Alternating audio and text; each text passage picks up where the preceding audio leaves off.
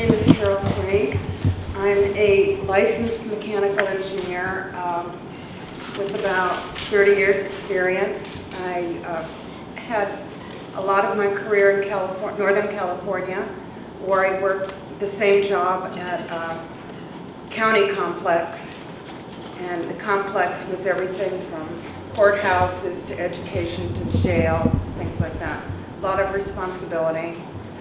I had worked on some federal jobs with Lawrence Livermore, Stanford Linear Accelerator, that kind of thing. And I was also an environmental engineer working on military bases to clean them up so that they had landfill issues, things like that. And in that process, I also became a certified air quality manager with a certificate from Berkeley, because we're running into air quality and mold problems. So I came to the state and started with the DNR as an energy engineer, and that was for 1 year. And we all heard that they were having some budget problems and had to get rid of 7.5 employees. So we all scrambled to find another job, but they kept us up to date on everything that was happening. They gave us 2 months. They hadn't actually done any layoffs, and then they had charts as to seniority posted. So I came to DAS, and it was very different than the DNR. There was no orientation. DNR, there were 2 days of very organized orientation, and I started working for Dean Ibsen, and later, Dean was just taking over more of the vertical infrastructure. He was kind of an interim administrator. And then after him, Craig Dykeman took over, and things were running very, very smoothly. We had staff meetings every week. We knew what was going on in the upper level meetings. We all talked about our projects, so we all knew what everyone was doing. Like the other people that were managing projects in A&E services, I had about 25 projects at a time. Just one of them was the geothermal project at the juvenile home, and that was about a $6 million project. Now, one of the most important part of our job was to be owner's representative, to make sure that the state was getting their money's worth in hiring architects and engineers to consult on the projects, and going out for bid, and keeping an eye on the contractors, making sure the process flowed smoothly. There was no snags. There wasn't a change order that was in dispute. We'd go and look for additional funding once the architect or engineer advised us that they agreed, that they approved the change order. We would also approve the change order. We knew all about the budget, and so we plan ahead so that the projects never stopped. Now, about 3 or 4 months before we were all laid off, that was September 1st, 2011, we all noticed that it was taking a very long time to get change orders approved, and also contracts going, and approved through first Paul Carlson, who was the administrator after Craig Dykeman, and he said, well, I don't know what's going on, and so he'd go to the legal counsel for DAS and say, hey, what's going on? And I had a feeling he knew what was going on, but everything stopped, and I'd get calls from contractors saying, you know, I'm going to have to let my subs go because this is taking too long. And when they bid on a project, they would have the best group that they could have and would give us all the information on who they had working on the project. And if we saw someone that was a red flag, we'd say, well, could you find somebody else? And that was, again, part of our job to make sure that the state wasn't getting ripped off. So another part of my job, since I was one of only 2 licensed engineers in the department, the other fellow was a electrical engineer and also electrical contractor. He was extremely valuable. It's very rare to find someone that is a licensed contractor and an engineer. Extremely valuable. So he also was laid off. So part of our job was to do peer review in our discipline, something that the people that were just construction managers, they could look over construction management and some of the boilerplate and the contract, that kind of thing, and have that knowledge. But we had the technical knowledge. One example, in the geothermal project, it had stopped because the engineering firm didn't do a good job, and then it just languished. And they found another engineering company willing to sign off on the design. They did redesign.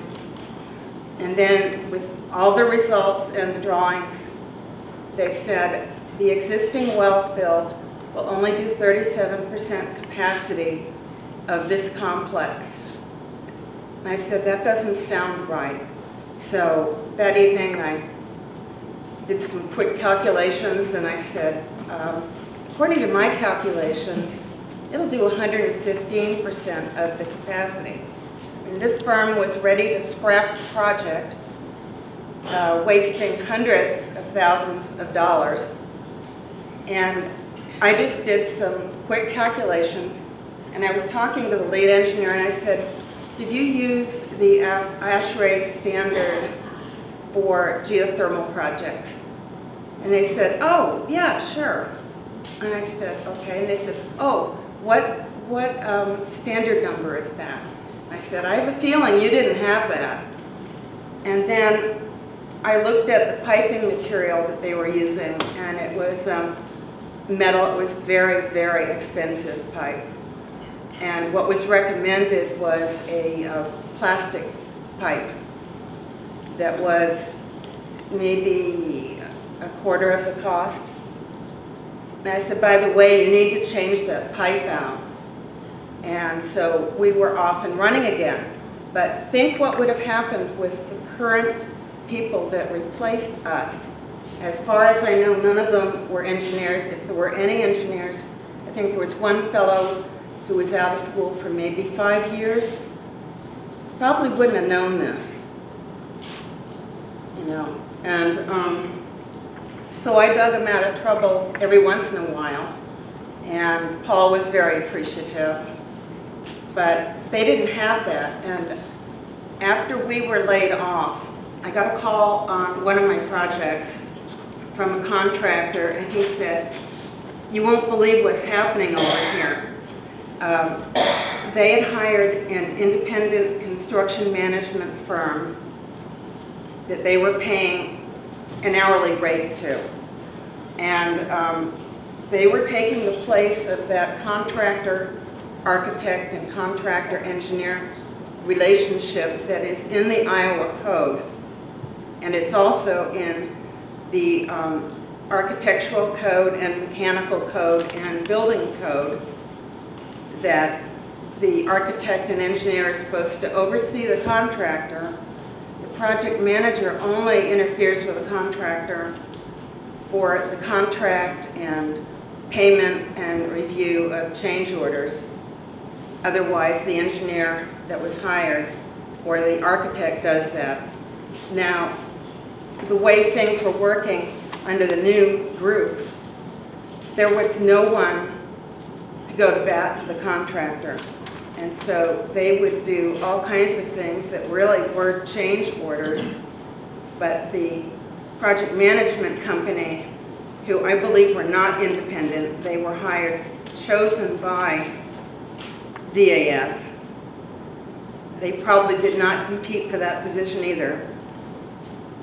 They'd just say, oh no, it's not a change order. And so this one contractor, who's a small contractor, had already been doing 12 $25,000 worth of work that was a true change order, and the architect could not step in. So I think that's really a waste of the state's money. A minute here.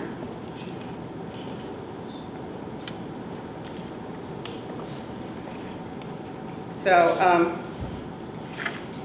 I was also aware of the way that contract employees were supposed to be treated, and of course it didn't happen. I had heard that there might be layoffs, but I figured they were doing it the way they were supposed to, and that I had 5 people that had less, there were 5 people in the group that had less seniority than I did, so I thought, oh, I'll be fine. And I was shocked when everyone was gone, and you know, all our files were out or whatever, and there were things to be filed, and these people just started cold. And I understand from talking to the secretary that they were just sort of lost for weeks, did not know what to do. It took them a very long time to catch up, if they ever did. So personally for me, being laid off, I did, as these other people here did, I did hire a lawyer. It wasn't cheap, it took a long time. When I went to mediation, I said, I want my job back. I've been looking around and I'm not getting anywhere. I was 62 years old when I got laid off. Female engineer, 62 years old, 30 years experience. And I was not in management. I wanted to always stay technical. So it's like, oh my God. And so Mike Carroll, who was at the mediation, said, well, that's off the table immediately.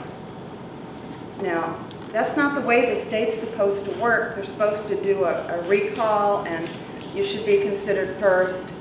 I had applied for a couple state jobs. They were canceled. You know, it's just crazy. And I had even heard, about a year ago, someone left of the group. And so there was an opening, but I couldn't apply for that. It wasn't listed. And just about a month ago, 2 people left. It wasn't listed. So anyway, I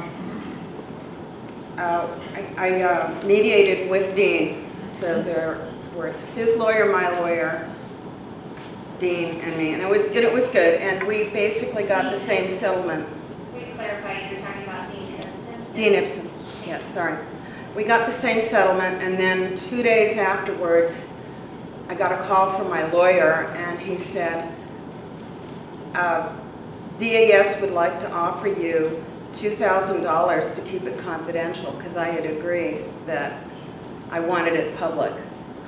And I said, well, $2,000 isn't very much money. And so they called back, and it got up to $5,000, and my husband said, well, we better take it, because he's partially retired, working part-time, and I had nothing. So I took it, and I felt lousy about it. I don't know that it was worth it, but I just know that what they did wasn't legal at all. And for me, I never found another job. I interviewed for 2 state jobs, didn't get them. Thank you, Carol. That's it. Dean, are you still on the line with us here? Yes, I am. Okay, Dean, we're going to put a mic next to the speaker so that the committee can hear you testify. Go ahead and get Okay, can you hear me okay? Yes, you sound very good. All right, I think we've got it, Dean, so go ahead. Okay. My story is a little bit different than everybody else, although Ken and I were both supervisors. I was a public service executive before. I started with the state in 1999. I'm an architect, and I helped start and manage the vertical infrastructure program. I provided staff support to the governor's vertical infrastructure advisory committee, which I think many of you are familiar with. I also provided staff support to the capital planning commission And over the years, I became a supervisor, and in in 2011, I had a staff of 3 people that reported to me, including Tony Schmidt. So I managed both the infrastructure projects. I worked with all of the project managers on funding for those projects, on setting priorities.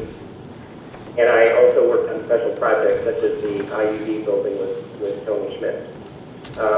I had, in my role, I had worked on construction contracts with our Attorney General's office, with our DAS attorney, and we've been working with master builders in 2010 on the contract terms for construction contracts. They had their opinions, the state had its opinions, and we spent some time with Scott Norville, and John Kempler was an attorney working for master builders. So I knew who they were, I knew what they were looking for.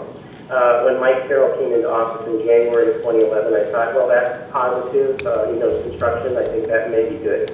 But then in about March, there was a job posting for attorney for the Department of Administrative Services. The requirements were you must be an attorney and you must be a civil engineer. I thought that was very odd. I thought it made sense that an attorney in DAS who had some construction background made some sense, but to be so specific as to say they must be a civil engineer seemed curious. I did a Google search. The name that popped up was Ryan Lamb, and I knew that name because in our dealings on contracts with master builders, his name would show up in some of the emails, so I knew who he was. So I said to some of my acquaintances, I think I know who's going to get this job. And sure enough, Ryan Lamb got the job as DAS attorney. Over the next few months, I saw other odd signs, like contracts were being awarded at just below the threshold. Construction contracts, our process was $5,000 or less can go to anybody. And I saw contracts going to DCI, and I heard rumors that DCI was a friend of Doug Woodley. In mid-June or July, there was about a 3-sentence RFP issued for design services for the Iowa Veterans Home. At the time, the Iowa Veterans Home was in design. We had an architect, but I think the administration was not satisfied with the work. So through a 3-sentence RFP, they hired a new firm, OPM, who I think I learned later knew Doug Woodley. They got the job at $50,000 or less, I believe, was the contract, which is, again, what we call the informal threshold. You don't have to go through all the formal process. And ultimately, they got the job, I believe, for the redesign of the Iowa Veterans Home. So little things like that I started to see. And then in mid or late July, I was contacted by Monica Stone, who had just come over from Office of Energy Independence, and she brought with her the Iowa Energy Bank program. And she wanted to talk to me. She said she may have a position for me. And I said, why are you coming to me? Why isn't my supervisor, Doug Woodley, talking to me? And she said, well, he just thought it would be appropriate for Monica to talk with me. Would it be a position? It would be an at-will position. It would be a construction design engineer position. A couple of pay grades lower than where I was at. And she said, well, so why don't you think about it? And let me know in a couple of weeks. Well, I thought about it, wasn't interested. And then in the last week of August, Doug Woodley asked me to come into his office, and he said, you need to take that position if you want to stay here. I said, I don't want an at-will position. He said, it won't be at-will, it'll be merit covered. And you need to know that we're going to lay off all of the project managers that you work with at the end of the week. You can't tell anyone. So there I am, faced with this kind of not knowing what's going to happen. Thursday, September 1st came. The project managers were all, I worked in the same office as everybody, so I knew what was going on, but again, I couldn't say anything. So they were pulled into an office with Paul Carlson, who gave them their layoff notices. I watched them pack up, and I saw these 3 other people, new people, sitting in a conference room up across the hall. Eventually they came in, so they were working right next to me. Ryan Lamb, maybe the second day, Ryan Lamb came to one of them Evan Hagan, and said, well, I was in my office, he said, now remember,